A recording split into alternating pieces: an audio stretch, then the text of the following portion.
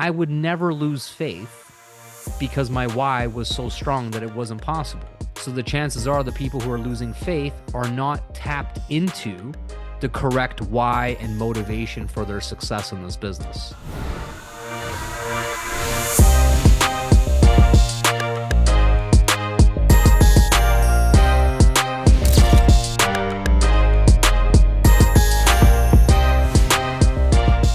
So your question is a great question. Do you go out of your way to re-inspire or re-engage team members who are getting discouraged, who are losing their faith, or do you prioritize putting your time on the runners and the people who are clearly showing their drive and getting after it? Great question. There's kind of like a two-part answer to this. So number one, what you should do as a top leader and maximum use of your energy and leverage is to ask yourself the question, what makes someone lose their faith in this business? What's missing for them? And then provide content like a long written, inspiring post or a video that you record addressing this, and then giving it to everybody in your team as opposed to individual team members. One of the things that a lot of the time people miss is that when someone buys a quad, trifecta, joins a business, has big goals to reach 6A, 6A2-3, whatever, they think that the sale has already been made. The sale is never finished. You have to continue selling your team even long after they're in your team. It's an ongoing sales process. It's just a different sale on a different thing. You're selling them on their why. You're selling them on not making excuses. You're selling them on their potential. You're selling them on that it's possible. You're selling them on examples of other people who've done it. It's a continuation because unfortunately most people need that. But when we ask about, people who are losing their faith, and I compare that to someone like me, I would never lose faith because my why was so strong that it wasn't possible. So the chances are the people who are losing faith are not tapped into the correct why and motivation for their success in this business. It's surface level. It's like, I want to make more money. And then they're kind of like, man, I don't know if this is the best way. You know what I'm saying? So it's like, we got to go deep. We got to find out that real thing. And then a lot of those people won't need the hand holding as much. But I would always write, even if you look in the GPM group, GPM base, my podcast is like my latest iteration of this, is a one-to-many message that lands and hits home for the person who needs to hear it. And it's usually directly connected to something I've been through that I'm feeling in the moment, or a story that I remember about a season in my business. And I just share from that place. But in the back of my mind and in my heart, the intention is always on how do I deliver this message in a way that speaks to someone, to gets through to someone who's listening, who happens to be in a similar relatable situation right now. And that's why the most common thing that I've ever heard in 12 years with the Magic is in the comments or in my podcast or private DM messages is like, it feels like you were speaking directly to me. Every single day, every single week, this happens all the time. But it's because of the intention that I set when I make a podcast or do even these calls.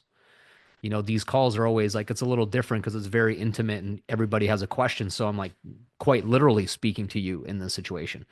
But in some cases, you probably had an experience where I'm technically speaking to someone else in the blueprint, but it feels like I'm speaking to you, and you're like, "Oh, that message was actually for me." So it still happens in that way too. It's just a very small sample size versus like a large community in the business. So for you, Naomi, is you got to tap into that flow state where you're really like channeling a message that you feel you want to share with someone on the team, but rather than sharing it exclusively directly to them, share it in a little bit more, if the shoe fits, put it on and give it to everybody in your community, because you might be thinking about saying it to one person and there's 15 people who all need to hear it. So just give it to them straight, the whole community, and anybody who reads it's like, I'm good, that's not for me, that's perfectly okay as well. But someone else be like, oh my gosh, that's exactly what I needed today, right? So that's how I would do that. When it comes to losing the faith, most likely it's connected to their why. And secondarily, it's connected to their expectations and focusing too much on results. When we establish a really positive culture of doing the process, the things that we can control, and that there's no possible way we will get worse as we practice, as we put in the reps, as we continue to learn, grow, level up, then what is there to lose the faith about? Is like you're just on a journey of getting better and you're sort of detached from the timelines. Because the beautiful thing about this business that often is missed is that you can feel going like you're going so slow. And it's the most common thing people feel. Like, I should be at this level by now. I should be at 682-3 by now. I should be making this much money by now. Everybody feels this way. But what's interesting about it is that you could have this slow and steady feeling of progress, and literally with one sale, one leader, one prospect, this woman that you're just describing who is in another deal, didn't even want to join you, and now is getting a quad, she might go 6A in 90 days. She might put $100,000 into your bank account and buy the convention. We don't know for sure. But what if she did? Then if that was to happen, then look at your call 2 weeks ago and some of the things we're talking about, your expenses and this and that, just how quickly things can shift. You understand? So if we're not focusing on that, but we're focusing on process, connection, reaching out to people watching our stories, doing the things that we can control, we're like increasing our odds for one of these magical things to just pop off. The power of one, right? It's almost like the power of one is only possible when we give ourselves multiple chances at the power of one. The power of one won't happen if you're not taking action and doing anything. The power of one happens when you release one piece of content minimum every single day, like a reel or a feed post, and you do 30, 50, 60 a month, and one of them pops off and goes viral. But if you post 0 times a day for 0 years of your life, like there's not going to be someone who magically posts on your account and that post goes viral. It's just not possible. So you got to take those shots. So I think like focusing on this with your team through these strategic types of posts that are meant to be inspiring and speaking to the person who needs to hear it, like if the shoe fits, put it on type of mentality, those posts also become evergreen in your community. Like I have a post, I don't know if you guys have seen it in GPM Race to 682. I posted it many years ago, but it was this like, what if you got paid $1,000 a year to keep the promises to yourself? I don't know if you ever seen this. People still reading it and commenting it on it, and I wrote it in like 2020 or something. But it was basically the premise of the thing was that if all you did was keep the promises you made yourself, like I'm going to work on my business today, I'm going to make 5 calls today, I'm going to post this, I'm going to go to the gym, whatever those things are, it would add $1,000. Or sorry, the way I wrote it was every time you don't do what you say you're going to do, it will subtract $1,000 from your annual income. And so you say you want to be a millionaire. Well, if all you did was follow through on the things that you would do, 1,000 times 1,000 in a year, so it's basically 3 things a day that you said you're going to do and you actually did, would make you a millionaire. And that post I've written so long ago, but it was actually in the moment when I wrote that, I wanted to say it to one specific person who was basically like behaving that way. And I was like, you know what? I'll just kind of slightly change how I'm going to say it so it can go to the whole community. And it's still serving and helping people all these years later. So that's what you can do with that. When it comes to their prioritizing putting your time on the runners and the people who are clearly showing their drive, yeah, I've always had that mentality too, is I match your energy. If you give 100%, I match it with 100%. You give 0%, I give you 0%. So it's always been for me, that's worked really well, is I just match your energy. But when it comes to specifics, you need KPIs, key performance indicators. You need actual things that would qualify someone to earn that respect and time from you. So for example, if you say prioritizing your time on the runners, what does that exactly mean? Are they like literally going for a run at the park? No, just the people who are producing or bringing in results, who are clearly showing up on calls, who are Right. participating in, So anything that so I was just kidding about the running in the park. I was totally joking, but it was, a dad joke. It wasn't the best joke ever. But what I meant by that was, have you clearly defined it, right? So have you defined it like show up to the call every week, do at least 5 sales calls a week, generate a certain amount of leads per week, 10, 20, 30, 50, whatever the numbers. And if they can check off the things on the list, that they can control, that means that in your community, your team, they are considered a runner in this business, somebody who's serious, taking action. And if they do this consistently, that gets them what?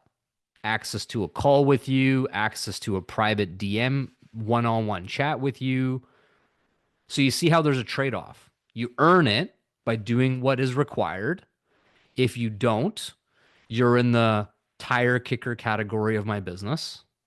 And if you do it, you're in the runner, action taker, making it happen category, which gives you a special key to access certain perks and bonuses, such as your time, your attention, your energy, your ability to answer questions, within reason, of course, and with boundaries. And, you can turn the chat off at 5 o'clock or whatever you got to do for the family or whatever makes sense to you.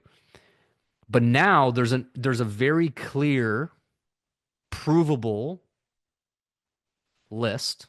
And if you execute that, you get access to this. That's how I would do it. Otherwise, it could be very political and picking favorites. And yeah, it can get messy. Oh, you only prioritize Johnny because Johnny this and John. No, it's not actually the case. Johnny just does the list. And if you did the list, you come in here. See how much more clear it is? And there's no drama. So that's what I would do. Have people earn it.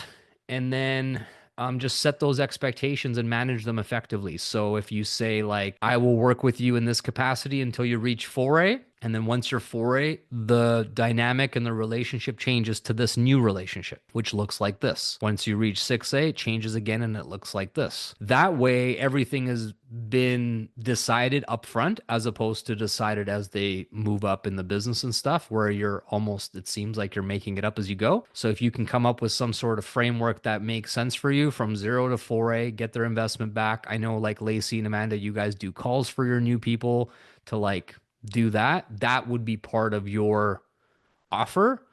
But even then, it would be even more powerful to say, here are the requirements for me to do the calls for you. You still have to do this, this, and this, and this.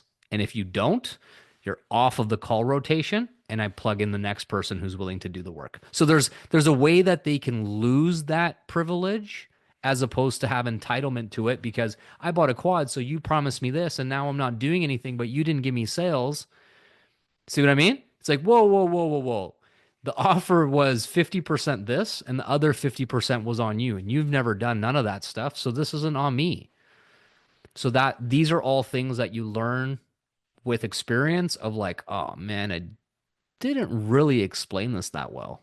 It kind of hurt me because I sort of said this, but it's not what I meant. What I meant was, and then you get into this whole messy place of you said, I meant, you meant, what I understood, oh my gosh. It's like how men and women talk to each other. Like, what are you even, you said, that's not what you said.